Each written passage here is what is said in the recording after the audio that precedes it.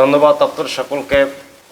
বাংলাদেশের প্রত্যন্ত অঞ্চল থেকে যারা আমার এই ভিডিওটা দেখবেন এবং শেয়ার করবেন, প্রত্যেককে আমার ব্যক্তিগত পক্ষ থেকে ধন্যবাদ অভিনন্দন দিচ্ছি। বাংলাদেশের সিচুয়েশনে ছাত্র আন্দোলনের মধ্য দিয়ে বাংলাদেশের সাবেক প্রধানমন্ত্রী বঙ্গবন্ধু কন্যা জননেত্রী শেখ হাসিনা পদত্যাগ করে বাংলাদেশের বাহিরে চলে গিয়েছেন এবং বাংলাদেশের প্রধানমন্ত্রী পদত্যাগ করার পরে বাংলাদেশে কোনো মানুষের জান ও মালের নিরাপত্তা নেই। আজকে বাংলাদেশে যে ধরনের নৈরাশ্যজনক ঘটনা ঘটছে, মানুষ নিরাপত্তাহীনতায় ভুগছে। ইতিমধ্যে বাংলাদেশে অন্তর্বর্তীকালীন সরকার প্রতিষ্ঠা হয়েছে এবং বাংলাদেশের ছাত্র সমাজেরও দুইজন এবং আন্তর্জাতিক খ্যাতিসম্পন্ন নোবেলপ্রাপ্ত একজন ব্যক্তিত্ব ডক্টর ইউনূস এই বাংলাদেশের বর্তমানে অন্তর্বর্তীকালীন সরকারের প্রধান। বাংলাদেশের ইতিহাসে সর্বপ্রথম যে একজন নোবেলপ্রাপ্ত ব্যক্তিত্ব এই বাংলাদেশে সরকার প্রধান হয়েছেন, এজন্য ব্যক্তিগত দিক থেকে আমি আপনাকে ধন্যবাদ অভিনন্দন দিচ্ছি। বাংলাদেশের মানুষ দেশের এই ক্লান্তি লগ্নে আপনার কাছে ন্যায়ের শাসন চাচ্ছে এবং বাংলাদেশের মানুষ শান্তি শৃঙ্খলা রক্ষার স্বার্থে এবং জান ও মালের নিরাপত্তার স্বার্থে, খাদ্য বস্ত্রের নিরাপত্তার স্বার্থে আপনাকে বাংলাদেশের প্রত্যন্ত অঞ্চলের মানুষরা সমর্থন করেছেন এবং আপনার সরকারকেও সমর্থন করেছেন। পাশাপাশি যে ছাত্র সমাজরা আন্দোলন করেছেন, তাদের আন্দোলনের মধ্য দিয়ে এই বাংলাদেশে বঙ্গবন্ধু কন্যা জননেত্রী শেখ হাসিনার ক্ষমতা পদত্যাগ করেছেন এবং পদত্যাগের কারণেই আপনি বাংলাদেশের সরকার প্রধান হয়েছেন, আপনি বাংলাদেশের দায়িত্ব নিয়েছেন। এই জন্য আমরা আপনাকে ধন্যবাদ দিচ্ছি। আজকের এই প্রেক্ষাপটে 5ই আগস্টের পরে আমরা বাংলাদেশে কি দেখতে পেলাম? রেডিও, টেলিভিশন, পত্রপত্রিকা এবং ভিডিও ফুটেজে আমরা কিন্তু স্পষ্ট দেখতে পাচ্ছি যে বঙ্গবন্ধুর ভাস্কর্য ভেঙে ফেলা হয়েছে এবং তার ভাস্কর্যের গলায় দড়ি দিয়ে টানা হেঁচড়া করা হয়েছে এবং বঙ্গবন্ধুর ভাস্কর্যের মাথায় প্রস্রাব পর্যন্ত করে দিয়েছেন। কি দুঃখজনক বিষয়! শতাব্দীর মহাপুরুষ, হাজার বছরের শ্রেষ্ঠ বাঙালি, জাতির জনক বঙ্গবন্ধু শেখ মুজিবুর রহমান 1971 সালে যদি এই বাংলাদেশের মানুষকে স্বাধীন সার্বভৌমত্ব করার জন্য পাকিস্তানের বিরুদ্ধে লড়াই সংগ্রাম না করতেন, তাহলে আন্তর্জাতিক খ্যাতিসম্পন্ন ব্যক্তিত্ব নোবেলপ্রাপ্ত ডক্টর ইউনূস হয়তো বা আজকে বাংলাদেশে সরকার প্রধান হতে পারতেন না। যার সৃষ্টির কারণে এই বাংলাদেশে অনেক নেতাই সৃষ্টি হয়েছেন, অনেকেই সরকার প্রধান হয়েছেন। আমি কাউকে ব্যক্তিগতভাবে দোষারোপ করব না। অপরাধ করে থাকেন, মাননীয় প্রধানমন্ত্রী জননেত্রী শেখ হাসিনা অপরাধ করেছেন।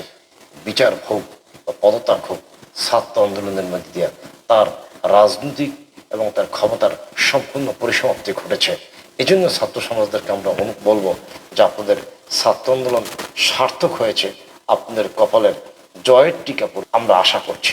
কিন্তু আজকে যিনি সরকার প্রধান হয়েছেন, তিনি আন্তর্জাতিক খ্যাতিসম্পন্ন ব্যক্তিত্ব, আপনার কাছে দেশের মানুষ হিংসা, দেমাক, দ্বিধা, দ্বন্দ্ব সকল কিছু ভুলে আপনি দেশের মানুষকে সুষ্ঠুভাবে পরিচালনা করতে পারবেন, রাষ্ট্রকে সুষ্ঠুভাবে পরিচালনা করতে পারবেন, মানুষের আত্মসম্মান, জানমালের নিরাপত্তা দিতে পারবেন। সেজন্যই আপনি আন্তর্জাতিক খ্যাতিসম্পন্ন ব্যক্তিত্ব নোবেলপ্রাপ্ত ডক্টর ইউনূস।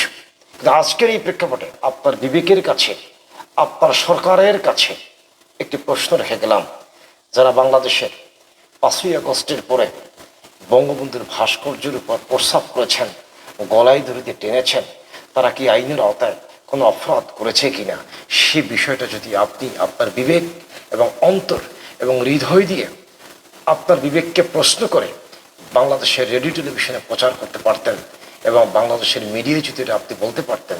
মিডিয়া স্পষ্ট দেখতে পাচ্ছি গণভবনে হামলার পরে গণভবন থেকে মেয়েদের পরিধেয় পোশাক অনলাইনে দেখাচ্ছে, যেটা অত্যন্ত দুঃখজনক বিষয় জাতির জন্য।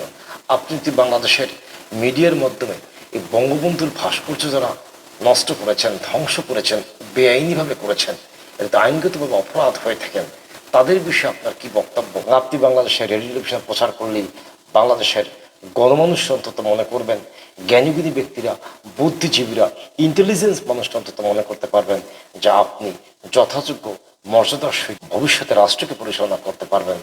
আপনি এদেশের ঐতিহাসিক শাসক হিসেবে বাংলাদেশে পরিচিত থাকবেন। আপনার কাছে এই প্রশ্নটাই আজকে রেখে গেলাম। পাশাপাশি আপনাকে বলতে চাচ্ছি, বাংলাদেশের মানুষ অন্তত এটা পেয়েছেন যে বাংলাদেশ সৃষ্টি হওয়ার পর থেকে একজন নোবেল প্রাপ্ত ব্যক্তি এই দেশে সর্বপ্রথম সরকার প্রধান হয়েছেন। এরা জাতির জন্য অত্যন্ত গর্বজনক। আপনাকে একটি কথা স্মরণ করিয়ে দিই, এই বাংলাদেশের মাটিতে বঙ্গবন্ধুর যারা ভক্ত রয়েছেন, সৈনিক রয়েছেন, এদেরকে কিন্তু 100% ধ্বংস করা সম্ভব নয়। আপনি যে ধরনের শাসক, আপনি যে ধরনের ব্যক্তিত্বের মানুষ, আপনার পক্ষে সম্ভব হিংসা, দিমাগ, দ্বিধাদ্বন্দ্ব পরিহার করে এই দেশে একটি সুষ্ঠু শাসন ব্যবস্থা পরিচালনা করা আপনার পক্ষে সম্ভব এবং আগামী দিনে গণতান্ত্রিক প্রক্রিয়ার মধ্য দিয়ে এই দেশে একটি নির্বাচিত সরকার উপহার দেওয়া আপনার পক্ষে সম্ভব। যে কারণে আপনাকে বলছি, বঙ্গবন্ধুর ভাস্কর্যের গলায় দড়ি দিয়ে টেনেছেন এবং প্রস্তাব করেছেন, তাদেরকে আইনের আওতায় আনার জন্য আপনি বাংলাদেশের রেজলিউশনে কোনো বক্তব্য দিতেন, আমরা বাংলাদেশের মানুষরা আপনাকে ঐতিহাসিক শাসক হিসেবে আখ্যায়িত করতাম। আগামী দিনে আপনি সুষ্ঠুভাবে দেশ পরিচালনা করবেন। যে ছাত্ররা আপনার সাথে সহযোগিতা করছে, ওই ছাত্রদের আন্দোলন সার্থক হয়েছেন এবং তাদের কপালে ন্যায়ের প্রতীক লাগুক, এটা জাতি আশা করছে। আগামী দিনে আপনার শাসকের প্রতি আমরা শ্রদ্ধা জ্ঞাপন করতে চাই। পাশাপাশি একটি বিষয় স্মরণ করে দিতে হয়, রবি ঠাকুর যে বিষয়টা বলেছেন, যে দেশে দোষীবে মরে সে দেশে দোষীবে তোরে।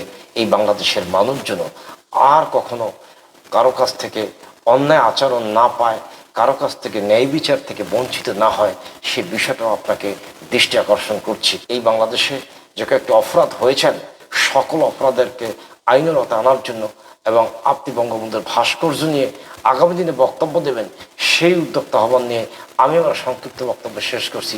ধন্যবাদ আপনার সকলকে। সুস্থ থাকবেন, ভালো থাকবেন।